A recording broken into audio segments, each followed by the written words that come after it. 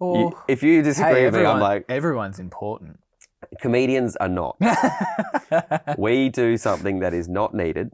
A lot of people say, oh, like you bring happiness and we need that. Like, okay. And then like the federal budget comes along and we don't get anything. So we don't, logistically and statistically, we're not important. Like there's going to come a stage. Hey, we're the product of advanced human society.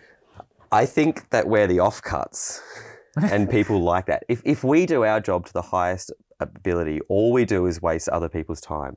Like if I make a really good video, someone's going to have their pants around their ankles on a toilet, just going, great, that's good, and send it to their mates in a group chat. I'm not doing anything for the planet. I'm unnecessary. And that's wicked. If you can make money out of something that the world doesn't need, you are crushing it. You are absolutely. Think of all the jobs it supports. There's going to be a drug dealers, bartenders. It's a stimulus. The bartenders, drug dealers. There's going to be a stage in about 400 years when they're going to send like a gigantic sort of like spaceship to another planet because we've completely destroyed this. And we're not going to be on it. The worst gig of my life. Welcome to episode 20. I'm joined by... comedian Jarryd Goundrey. That's me on the couch. You came and saw the show last night, which I was really stoked about. I'm glad you liked it. It's been a long time coming. It's my first show as well, so it's taken me. I've been doing comedy for 5 years. Well, that was something. Oh, so that was a lie. What you said last night about starting in 2020. I went professional in 2020. Oh, professional in 2020. Yeah, I was going to ask you about that. So turning professional, as opposed to what you were doing previously, what would you say has been the difference between that, making that leap from, as a pastime to professional? Professional's in the eye of the beholder, right? Like of course. For me to become professional is different for someone else to become professional who's got a house, an investment property and 4 kids. Naturally. One of the things I had to do doing professional was to change my entire lifestyle. Really? Yeah, I had to scale it right back. I found something that I loved, and I thought I can work all day, every day, and do this at night, or I can give myself more opportunity to write, more importantly, rest, and stay on my best sort of energy levels to be able to unlock more potential. Yeah. So quite early in the game, I started working 5 days a week. I was working as a chef. I got a cafe job that worked mornings, and I went 2 to 3 days a week because I knew that then I could focus have more on time to do it. And I wasn't getting paid doing comedy at this stage, but I knew if I took that pay cut from a salary to essentially a casual wage, that I could dedicate more time to it. Yeah. So that was the first step, and those years were hard. I'd get up in the morning, I'd write some jokes or what I thought were jokes at that point in time before I started work, and then I'd go to a cafe, I'd bust my ass out in front of a hot stoves and all that sort of and then I go out and do gigs. I've worked in hospo, I know the gig. Yeah, then I go do gigs at night, as many gigs as I could. And how many would you do in a 7-day week? Well, I'd try to look at it in minutes as opposed to spots. So I wanted about 45 to an hour of minutes on stage a week. Really? Yeah. That's a lot. So I got in, my mate Billy Stiles and I figured out quite early in the game that if we got in a car and drove to Albury Wodonga, that's my or hometown, other places, they would give us 12 minutes as opposed to Really? 5 minutes that we could get in the city. Wow. So we were like... That's smart. Yeah, it's 8 hours a round trip for 12 minutes. Well, we did that because then we were just like racking them up, and we were getting more, and then we'll come back to the city. We're like, wow, it takes a lot of time, but it's 2.5 gigs in the city, right? Yeah, for sure. So, and eventually we would go out to Shepparton, we'd go out to all these other places too where they had these open mic nights, and we were like, hey, we're from Melbourne, we're comedians, can we come and do some time? And they were like, yeah, of course you can. Like, why are you even doing this? And we would just spend our money on fuel and sausage rolls from the service station to like go and do some comedy minutes. And that was one of the best things to make that leap, because they always say comedy is subjective, but comedy crowds there's a bit of a rhythm to them, and there's an algorithm within their brains about what it's all about being, things that are relatable. Yeah. And that changes from demographic to demographic and place to place. Going from city to country. Yeah, yeah. So if you do all your gigs in one city and one place, you won't be able to get exposed to it. But like traveling out and doing all these things, I look at it as like you got to get your act really sharp. And by going to these other places, it's like grabbing your act by the ankles, holding it upside down and shaking it and seeing what falls out. Yeah. And then being like, wow, how do I make everywhere I go, how can I make sure that nothing falls out? Yeah. And having it not only just kind of bulletproof for any situation, but finding what gear within your act you need to apply to a certain gig. What would you say is the biggest difference between, a gig in Albury Wodonga and a gig in, say, in a city in Melbourne in terms of the jokes you need to hit? You need to watch them. When you're on stage, don't watch the comedian that's on. Watch the audience reacting to the comedian that's on. Yeah. And you can read them. They go, oh, this table here, they're talking amongst themselves. And they're kind of listening. So I need to look at them a lot, and I need to engage them first. I need to put out that little fire. And the material doesn't exactly change, but you might just engage them with less or more energy. Yeah. It's like a spectrum. Reading the room. Yeah. Yeah. So like you come out and you got people that are chatty, and you just start looking at them and they stop. Like you put your you put your jokes at them and you just engage them, ma'am. Ma'am, you'd know about that. Just move on with your material. And they shut up and listen because they think they're in trouble. When you're at school, and the teacher would make you read every paragraph, and sometimes it was random. Now you never random. You never knew when your paragraph was coming up, right? So you didn't want to look like an idiot, so you read along with every paragraph. Yeah. It's the same with comedy. You give the parts of the room that aren't paying attention the energy. Because the ones that are, they're already in. Yeah, you've already got them. And you just gotta figure them out and just listen to them. And you don't get it right. That's what your material doesn't always fly, but neither do you. Yeah. And sometimes you just make the wrong call. Like I still do it. You come out too strong, and you feel them recoil, and you're like, you just need to be with them. And with yourself. Yeah. And if you can change that 1.5 minutes in when you realize it's not working, that's good. And change it and bring them back. Yeah. Because a lot of comedians don't. And it's not an easy thing to do. You just go, I think they needed this, and they didn't. And then that's how you walk yourself into a bomb. Especially, if you're doing 45 to an hour, how long were you doing 45 to an hour for, per week? How long did that go for? Because that's a lot of performing, and that's definitely gives you heaps of time to tighten up the routine. Like I did that for after my first 6 months. Once I realized, hey, I think I can do this. I would do that probably 6 months in. I'd try and find as many gigs as I could. Yeah, hell yeah. And get to that point where that's how long I've spent on stage that week. Yeah, you definitely tell, and I won't suck your dick much more after this, but the flow last night was awesome, and doesn't surprise me to hear you went for 6 months doing 45 to an hour every single week performing. It's what you got to do. It takes suck dick. Yeah, no, I'll stop after this. I call them civilians, people that don't do comedy. Civilians, normies. They're just in this bliss of you get up and you're funny, and it's like nah, it is hard. Hey, it's like going to the gym, like we were saying before. It's the hardest thing I've ever done. Yeah, doing really, out of everything, you've been in the army. Comedy's 7 times harder than the army. Really? Absolutely. Because in the army, everybody tells you what you need to do. True. No one tells you what to do in comedy. You got to do it. You got to figure it out on your. If you make a mistake in the army, you find out instantaneously. If you make a mistake in comedy, you go, "Oh, I've made a mistake," and then it takes you 7 months to figure out why. Yeah. And then by that time, you've already made heaps more mistakes. It's just this really humbling experience. We are a sport of failure. Well, that's what comedy is. I'll never have a shortage of people to come onto this podcast, because I think stand-up comedy, more so than live music, is just prone to, it's, as you were saying earlier, it's almost required to fail as much as 100%. possible. Yeah, I've had a good run at the moment, and I'm still like every night I'm like, okay, this is the night it's going to happen, and that's good because it's humbling because it's one of the only art forms that's like super in the moment. It's like you want to play guitar in front of people, you can do that in your room for 10 years before no one has to see it, right? Then you can go play someone else's song at a bar in the corner while someone's having dinner and they don't even know you're there. They just think it's background.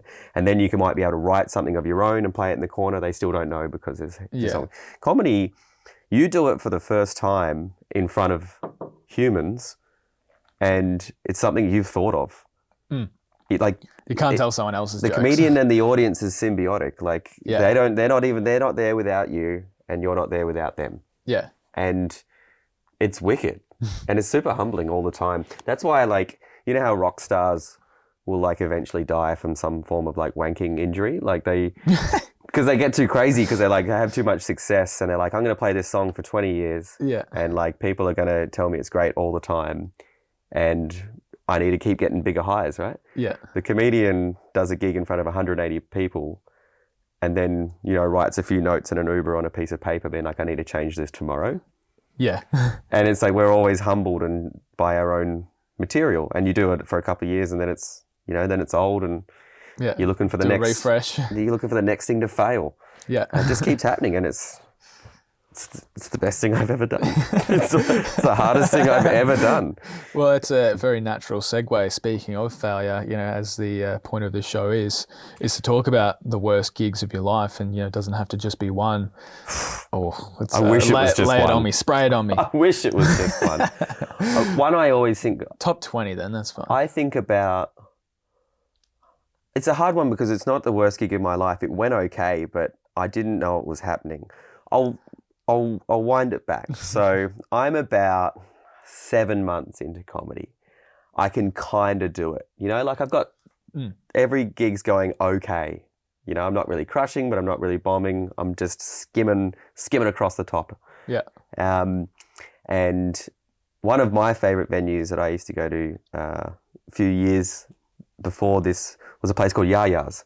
You know it? Yeah, I've been to Yaya several times. It's like a nightclub / bar. Collingwood. I almost got COVID there about 6 months ago. It's gross. Managed to avoid it. It's a cool place. It's just a dingy place. It's got soul. Mm-hmm. It's got soul. Lovely. Well put. Now on the comedy hubs comes up one time, and it has this little ad saying, fill this form out. We're doing a gig. It's Yaya's Got Talent. And I'm like, winner gets 300, second place is 200, third place is $50. And I'm like, hey, Not cool. bad. Love the place, love doing the comedy. I'm going to give it a crack. So I just hit it, sign it out, name, what's your act, blah, blah, blah, blah, fill it out. Cool. Gigs in about 6 weeks. Don't think about it. It's in my calendar. And then the day comes and I'm like, I'm going to just check the start time. So I go onto the event that's on Facebook or whatever, and I click it in, and it's in the suburbs, and I'm like, oh, what? Wait, what? Yeah, it's the destination for them on the map is in the suburbs, and I'm like, that's not where Yaya's is, and so I was like, oh, we'll go into the event, and I've misread it, and it's Yaya's Got Talent, but it's youth and young adults. Church group. Youth and young. Got Talent. And I'm like, oh no. Holy shit. And then I've gone, venue, okay, where is it? Oh, it's at this, Anglican church. And I'm like, oh, I think I've made a big mistake here. Yaya's has got a H in it too, doesn't it? Look, this is all my fault. There was no false advertising. It was just me completely stuffing up. And then I was like, I was freaking out. I was like, do I do it? Do I not do it? I need some minutes. I'm all about, and so I end up going. I'm like, stuff it. I'm going to go. It couldn't be that bad, bunch of adults doing a talent show. So I rock up there and it's at a church, get a sausage sizzle and a passiona. Fuck yeah. Love that. Yeah, it was great. It was $2.50 or something. I was like, this is getting better. Then I look around, I'm like, there's a lot of children here. A lot of kids. Oh no. And I go up to the desk where the sign up name, and they're like, I'm like, oh, I'm here for the I'm one of the acts. Wouldn't you be and they're like, isn't there like with young adults, wouldn't they have an age limit? I mean, And they'd be like, you're like 29. at this stage, I'm in my 13. 30s, man. Like legally, I felt weird being there. And there was a lot of people doing warm-ups with like hoops. And, there's one thing, and I said, I'm here. They're like, what's your name? And said, Jarryd Goundrey. And they're like, Jarryd, got you. You're on here. Enjoy. And I was like, oh my God. You'd have a bunch of parents looking at you too, like, dude, don't go near that man right there. He's come to a young adults comedy festival and he's in his 30s. Dark out like dog's balls, man. And like Billy Madison when he's sitting on the ground. There's a decent amount of people there. Like, it's not How many? A full church. I don't know. I've been to a few churches, The 100? gig was in front of the organ. So like the backdrop yeah. was a huge organ, and as I had double stairs and stuff, they'd move the podium away. Like it looked all right. Like it was a pretty good gig. And then the MCs came out, the two of them, which were probably, I'd say 14-year-old girls. And they came out on bikes, and they did a rendition of a song that had the bells going. So they're like, la la la la la, ding ding, la la la la la, ding ding. And it was this double act. Fuck yeah. And it was dog shit. Like, I don't want to be like critical on their performance, but you got to fucking sort that shit out. It's not good enough to MC, right? But anyway, the audience was loving it because they're all Bible bashers, right? They're like, this is amazing. Half of them are their uncles and aunties because they don't wear condoms, right? So they've all got like 17 kids, right? So the whole place is packed just with like these mad rooters. And so they're going off, and I'm fucking shitting myself, man. I've got like half a tin of Pasito, and I was Passiona, and I'm full of like 3 like sausages that I've nervously ate. I would have bailed. And I was too far in, and everyone was super supportive. Like, they took me to a green room. I was in a green room with kids, man. Like, I looked. So how long you been doing comedy for? And I was just like, I was in enough, and it was the closest I've ever thought to quitting. I had that moment where I'm like, what the fuck am I doing? This has gone really bad, right? Ooh. And child after child kind of went out and did various sort of, like, one did a song from The Sound of Music. They're doing covers of like actual acts. It was a talent show or it was a comedy show? It was a talent show. Okay. And there wasn't any other, sense. there wasn't comedians. Yeah. There was just acts. Like someone did puppet stuff, and I'm on the side being like, I'm going to crush this. It's really, it's a double-edged sword though, because like they're all children and there's a cash prize and it's a talent show. And it's voted by the audience, who's all their parents and friends and other Bible people. And everyone's asking me like, how'd you hear about us? And I'm like, I saw it on the internet. And don't worry about it. Then I went out there, and like, I can't even remember what material I had, but I'd gone in there being like, I'm going to do this stuff and it might be a bit risky because I'm at Yaya's, the nightclub. And then I get to Yaya's, the Anglican church. And I'm like, I better change my setup quick. Because, we're talking about reading the room. Yeah. I did it. Yeah, I did it. I wasn't going to go, nah, they can take my, Yeah, you got to, yeah, fair. And I went out there and I did 5 minutes of comedy. Do you know what?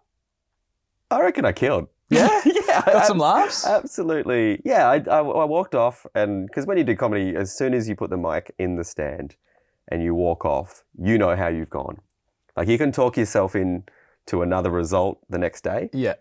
But as soon as you put your mic in the mic stand and go, thank you very much, I've been whatever your name is, you know how you went. And that's the purest thing. And I put it back in there pretty cocky. I was like, I've murdered this. I was doing stuff like I had a joke about Pauline Hanson. I can't even remember what it is. PG though, of course. Yeah, I exchanged the fucks for bloodies. That's what I do. Smart. Bloody Pauline Hanson. And I went there, and then they were announcing the winners, 300, 250 and all this sort of stuff. And I'm like, I'm in a chance here.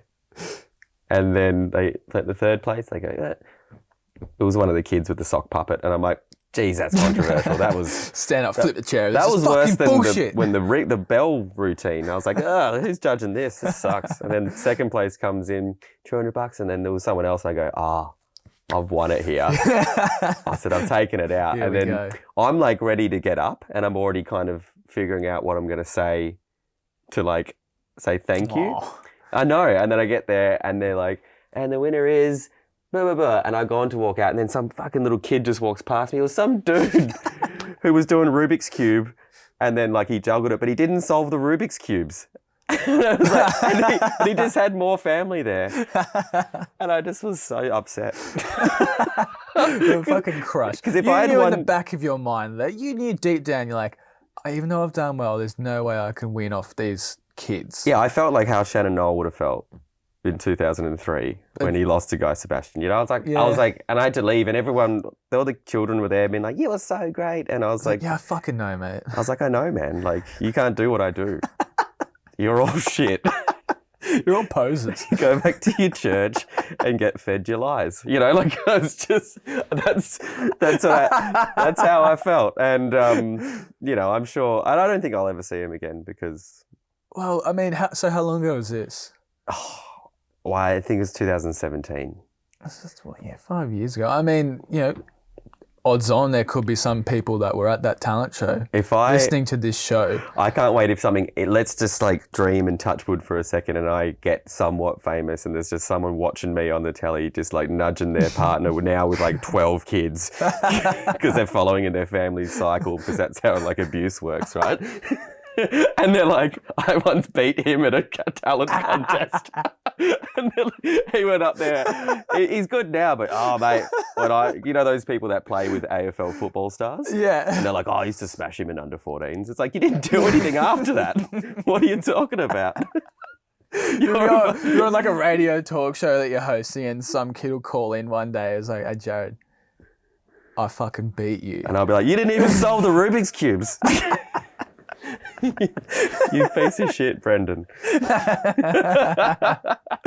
I nearly quit. After that? Yeah, I was going to walk out and leave, but then I decided to stay. But then I kind of crushed it. So, I left with a little spring in my step. I was like, I can probably do this. Yeah.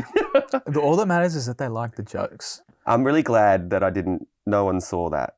Like if that had got out, you know, like when you do comedy, half of the battle is convincing people that you're doing it. And that you're not shit. Yeah, if you want to sell... Don't come to my open mics, but I am funny, but don't come to my open mics. No, don't come to them. I'm doing them. They're on my social medias, but don't come. Yeah. You know, I don't want you there. And if that had been posted somewhere being like, congratulations to our winner, me in a group photo of children, just with a big check, like, yeah, I got it. Not going to waste this on Lego. It's actually a voucher for the church canteen as well. It's not even like a cash prize. The street value of sausages of like $600. I mean, the sausages are free. Yeah. That's the weirdest. I think about that way too often. I would too, man. That is strange. Every time comedy's going okay, I'm like, geez, I nearly left it then. I nearly didn't. It's like the worst thing, like some odd social interaction. You just think of it occasionally. Like, that was not my best work there. Yeah. The second gig that I would say was the worst emotionally was January 2020. I did an Outback tour and it was around the same time that the bushfires had come through. Yeah. So we were going from country town to country town. And it went for I think we did 17 nights in about 24 days or something. And a bunch of them in the middle were getting cancelled because the town had burnt down. We literally were going to a town. Fuck. And it burned down before we got there. Oh, holy shit, man. Yeah. Like it was that kind of vibe. And it was just like stressful and not as obviously stressful for the people who... not for you, but yeah, like emotionally stressful. Like, yeah, that's fucking nuts. Damn it, we can't do our gigs in your town hall because it's burnt down. Yeah. Like there wasn't anything to complain about, but we were like losing money because we couldn't say, help, but fuck. Can you still pay us?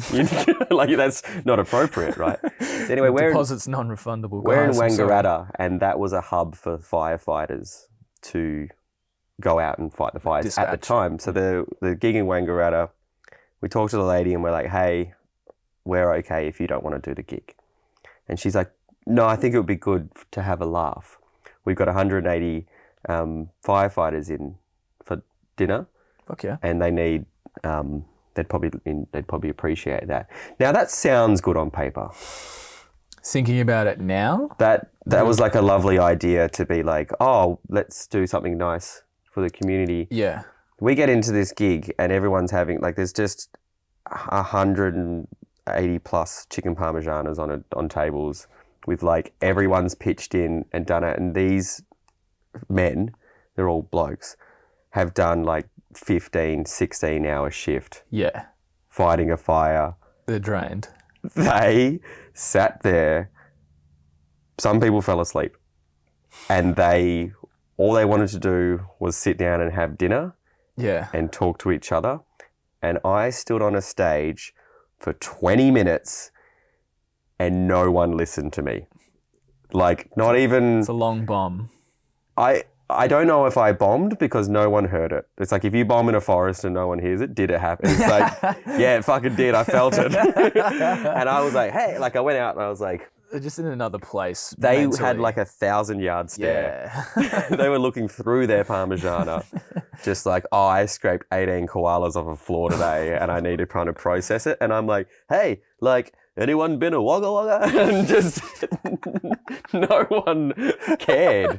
It was less than a bomb. It was like another level of hell. It was like a ghost. The MC came off. She'd done 15 minutes to the same thing.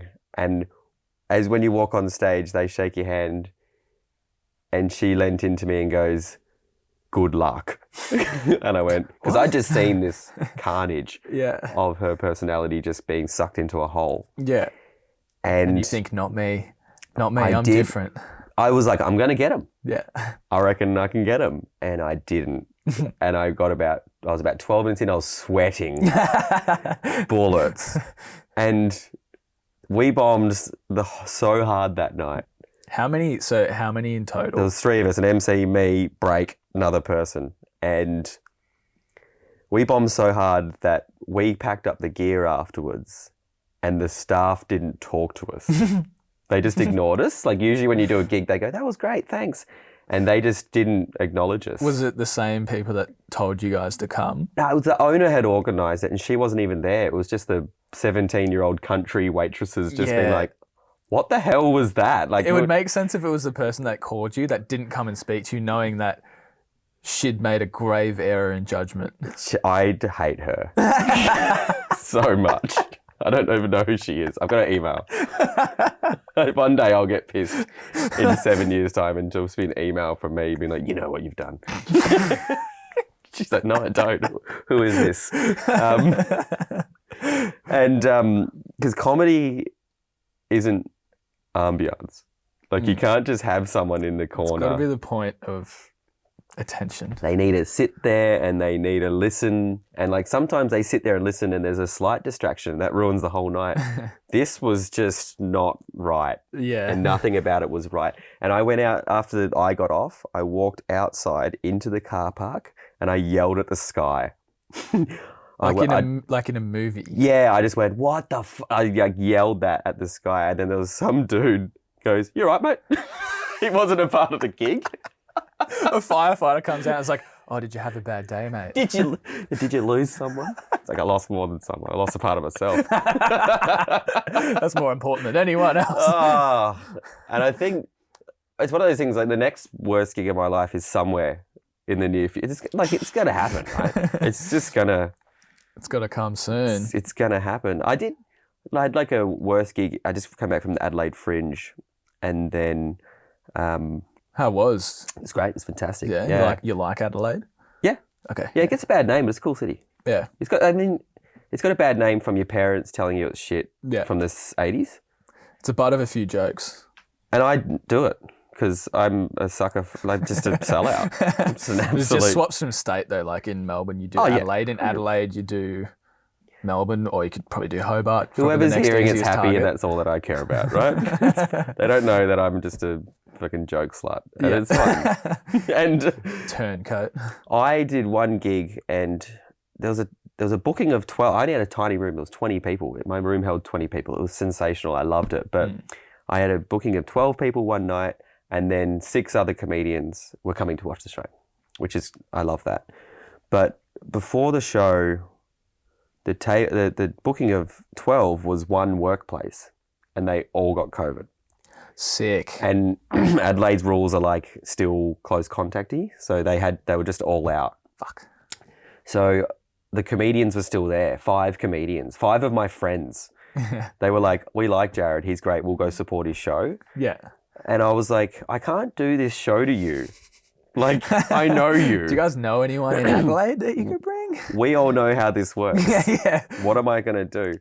So I did my show as an explanation to them. So I go, hey guys, what I usually do is I come out and I try and build the energy like this. And I gave them the show with a director's commentary. Yeah. And it killed. That's good. Yeah, I was really, I walked off that stage that night. And the comics were like, good stuff, man. You got us. Yeah, and I told them I did one joke and I go, usually when there's women in here, I say this gets them off board. And then I say this and then the men are on. So I broke it down with it and I was really happy with myself because it was like I was in fight or flight hard. So they'd been to your shows quite a lot as well. They'd seen like me these do people. 5 and 7 minutes, but they were like, we'll support the show and it's going to be quite full because there's this big audience in. So then, like when it's going well, the comedians enjoy the show as it's going along.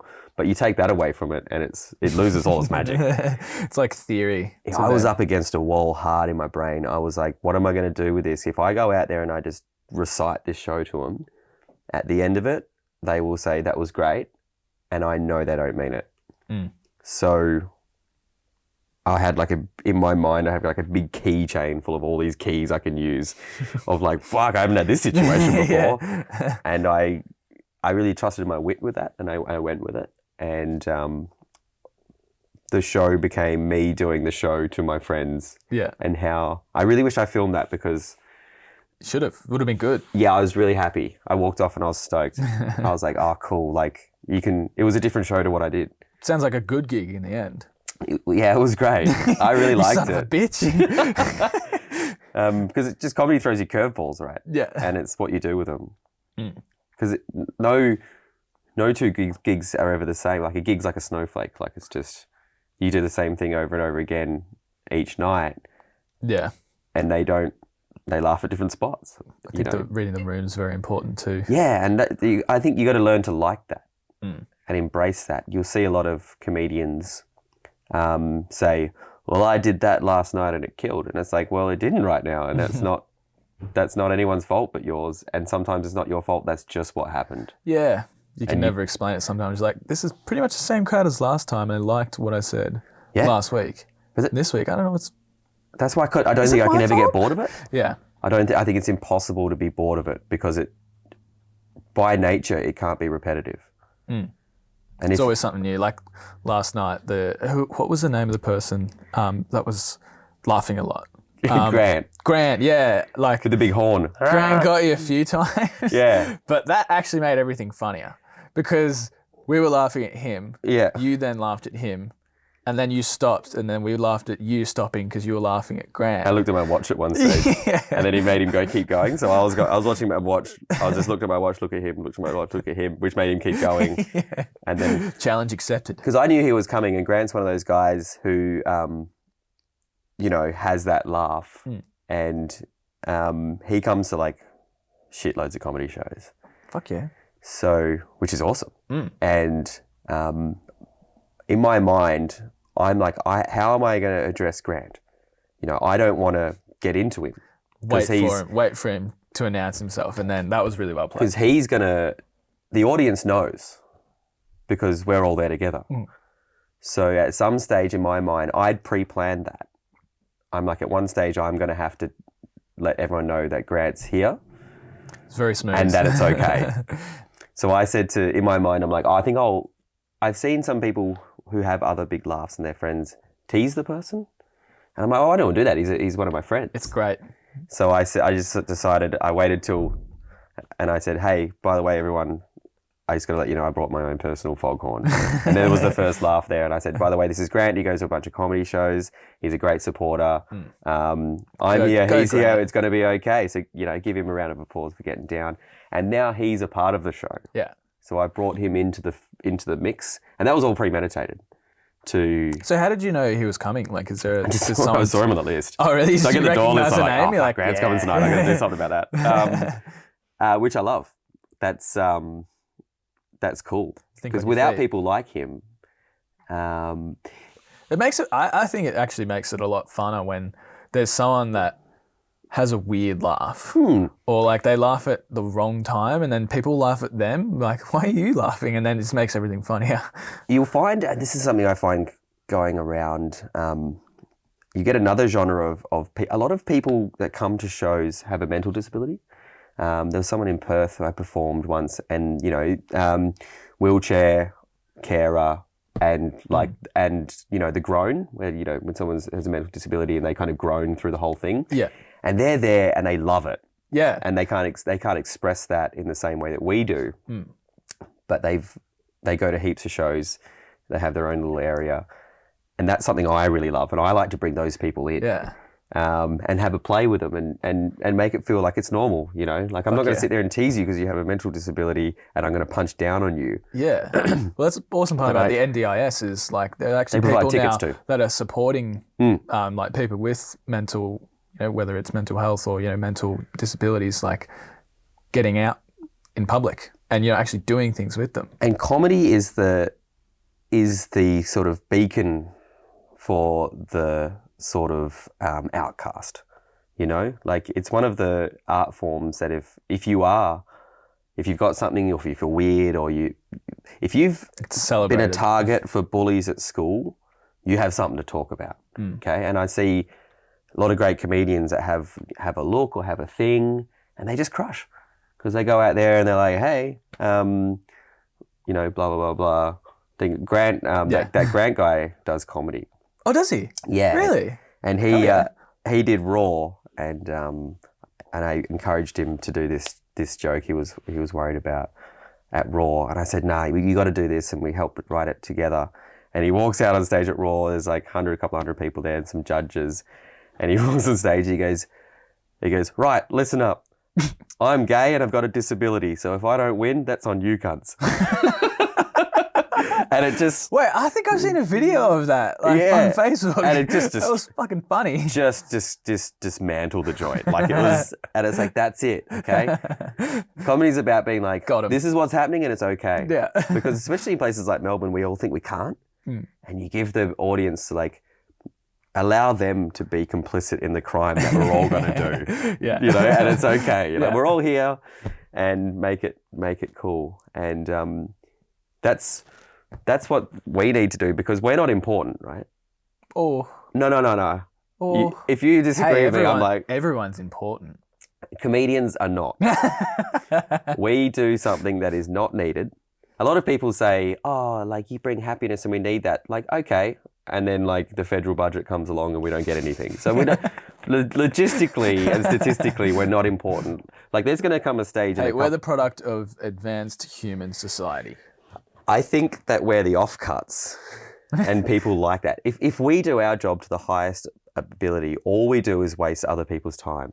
Like if I make a really good video, someone's going to have their pants around their ankles on a toilet, just going, great, that's good, and send it to their mates in a group chat. I'm not doing anything for the planet. I'm unnecessary. And that's wicked. If you can make money out of something that the world doesn't need, you are crushing it. You are absolutely... Think of all the jobs it supports. There's going to be a drug dealers, bartenders. It's a stimulus. The bartenders, drug dealers. There's going to be a stage in about 400 years when they're going to send like a gigantic sort of like spaceship to another planet because we've completely destroyed this. And we're not going to be on it.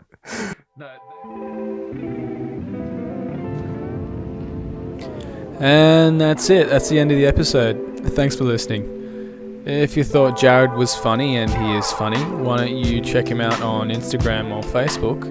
Or even better, go and see him live. And while I've got you, why don't you consider liking and subscribing to everything worst gig of my life related, and tell your friends. Okay. Bye.